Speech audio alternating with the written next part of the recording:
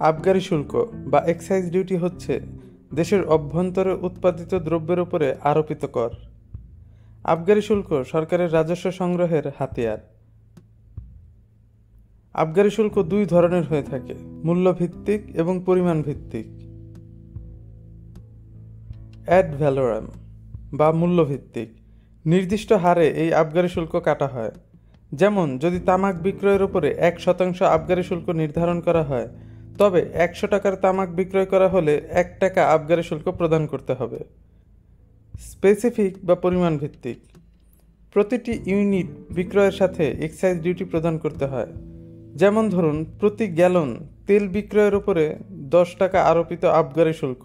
এখানে মূল্যটা প্রাধান্য পায় না, কত পরিমাণ বিক্রয় করা হলো তা প্রাধান্য পায়। কোনো পণ্য বা সেবা ব্যবহারে ক্ষতিগ্রস্তদের সুবিধা প্রদানের জন্য আবগারি শুল্কের ব্যবহার করা হয়। কোনো বিশেষ দ্রব্য যেমন তামাকের উপরে আবগারি শুল্ক সংগ্রহ করে একটি তহবিল গঠন করা যেতে পারে। সেই তহবিল ওই দ্রব্য ভোগের মাধ্যমে ক্ষতিগ্রস্ত মানুষকে সহায়তার জন্য ব্যবহার করা যেতে পারে। ইট ভাটা আমাদের পরিবেশে অনেক ক্ষতিগ্রস্ত করে, তাই ইট বিক্রয় থেকে আবগারি শুল্ক আরোপ করে তহবিল গঠন করা যেতে পারে এবং সেই তহবিলের মাধ্যমে যে সকল এলাকা ইট ভাটার কারণে ক্ষতিগ্রস্ত হয় সেই সকল এলাকা উন্নয়নে ব্যবহার করা যেতে পারে। আবগারি শুল্ক সাধারণত ক্ষতি সাধন করে এই ধরনের দ্রব্যাদি ভোগকে নিরুৎসাহিত করতে আরোপ করা হয়, যেমন মদ বা তামাক। আবার অনেক ক্ষেত্রে দ্রব্যের দুষ্প্রাপ্যতা বা মুদ্রাস্ফীতির চাপে নির্দিষ্ট দ্রব্যের ব্যবহার বা ভোগ নিয়ন্ত্রণ বা হ্রাসের জন্য আবগারি শুল্ক ব্যবহার করা হয়। যেমন দেখা যায় যুদ্ধের সময়। আবগারি শুল্কের অনুরূপ লবণ করের নিদর্শন পাওয়া যায় মুসলিম শাসকদের আমলে। সম্রাট আকবর লবণ কর বাতিল করার আদেশ দিলেও প্রত্যন্ত অঞ্চলে তা চালু ছিল।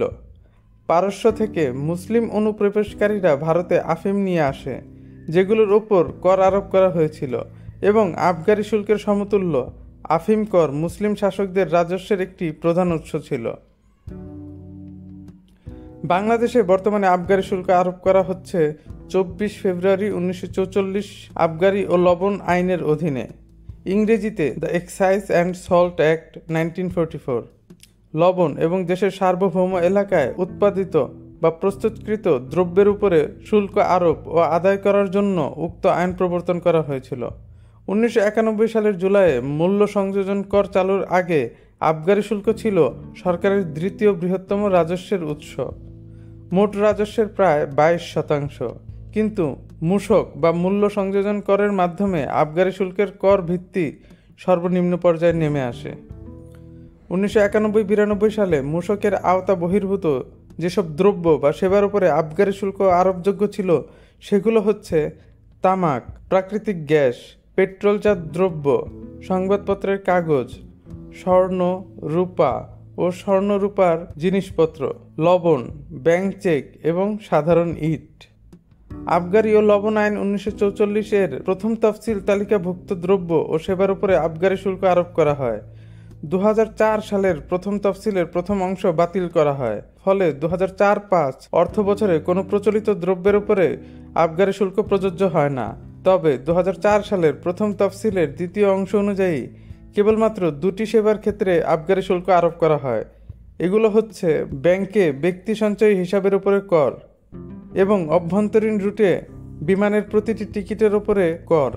আবগারি শুল্ক জাতীয় রাজস্ব বোর্ডের শুল্ক আবগারি ও মূসক উইং কর্তৃক সংগৃহীত হয়। ইকোনমিক রিভিউ 2023-এর তথ্য অনুযায়ী 2018-19 অর্থ বছরে সরকার আবগারি শুল্কের মাধ্যমে আহরণ করেছিল প্রায় 2373 কোটি টাকা।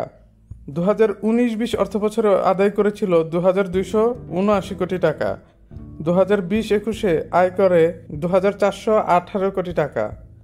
2021-22 অর্থ বছরে আয় করে 3102 কোটি টাকা। 2022-23-এ 8082 কোটি টাকা আয় করে আবগারি শুল্কের মাধ্যমে। ব্যাংক অ্যাকাউন্টের মাধ্যমে সরকার আবগারি শুল্ক আহরণ করে থাকে। আপনার প্রতিটি ব্যাংক অ্যাকাউন্টের জন্য আলাদাভাবে আবগারি শুল্ক প্রদান করতে হয়। 2024 সালের বাজেটে ব্যাংক অ্যাকাউন্টের আবগারি শুল্কে পরিবর্তন আনা হয়। এছাড়াও নং 136 ই 2024-242 আবগারিতে বলা হয়, ব্যাংক অ্যাকাউন্টে যদি 1,00,000 টাকা অতিক্রম না করে তবে আপনাকে কোনো আবগারি শুল্ক প্রদান করতে হবে না। আপনার ব্যাংক অ্যাকাউন্টের ব্যালেন্স যদি 1,01,000 টাকা থেকে 5,00,000 টাকা অতিক্রম না করে বা 5,00,000 টাকার মধ্যে থাকে তবে আপনাকে আবগারি শুল্ক প্রদান করতে হবে 150 টাকা। আপনার ব্যাংক অ্যাকাউন্টের ব্যালেন্স যদি 5,01,000 টাকা থেকে 10,00,000 টাকা অতিক্রম না করে বা 10,00,000 টাকার মধ্যে থাকে তবে আপনাকে আবগারি শুল্ক প্রদান করতে হবে 500 টাকা। আপনার ব্যাংক অ্যাকাউন্টের ব্যালেন্স যদি 10,01,000 টাকা থেকে 50,00,000 টাকা অতিক্রম না করে বা 50,00,000 টাকার মধ্যে থাকে তবে আপনাকে আবগারি শুল্ক প্রদান করতে হবে 3,000 টাকা। আপনার ব্যাংক অ্যাকাউন্টের ব্যালেন্স যদি 50,01,000 টাকা থেকে 1 কোটি টাকা অতিক্রম না করে বা 1 কোটি টাকার মধ্যে থাকে তবে আপনাকে আবগারি শুল্ক প্রদান করতে হবে 5,000 টাকা। আপনার ব্যাংক অ্যাকাউন্টের ব্যালেন্স যদি 1,01,00,000 টাকা থেকে 2 কোটি টাকা অতিক্রম না করে বা 2 কোটি টাকার মধ্যে থাকে তবে আপনাকে আবগারি শুল্ক প্রদান করতে হবে 10,000 টাকা। আপনার ব্যাংক অ্যাকাউন্টের ব্যালেন্স যদি 2,01,00,000 টাকা থেকে 5 কোটি টাকা অতিক্রম না করে বা 5 কোটি টাকার মধ্যে থাকে তবে আপনাকে আবগারি শুল্ক প্রদান করতে হবে 20,000 টাকা। আর আপনার অ্যাকাউন্টের ব্যালেন্স যদি 5 কোটি টাকার ওপরে হয় তবে আপনার আবগারি শুল্কের পরিমাণ হবে 50,000 টাকা। আবগারি শুল্ক আমাদের সরকারের অবশ্যই একটি গুরুত্বপূর্ণ অর্থ সংগ্রহের উৎস। তবে কোন কোন খাত থেকে আবগারি শুল্ক সংগ্রহ করা হবে সেই সিদ্ধান্ত অবশ্যই ভেবেচিন্তে নেওয়া উচিত। আবগারি শুল্ক সম্পর্কে কোনো প্রশ্ন থাকলে কমেন্ট বক্সে জানিয়ে দিবেন, যথাসম্ভব উত্তর দেওয়ার চেষ্টা করব। ধন্যবাদ সবাইকে।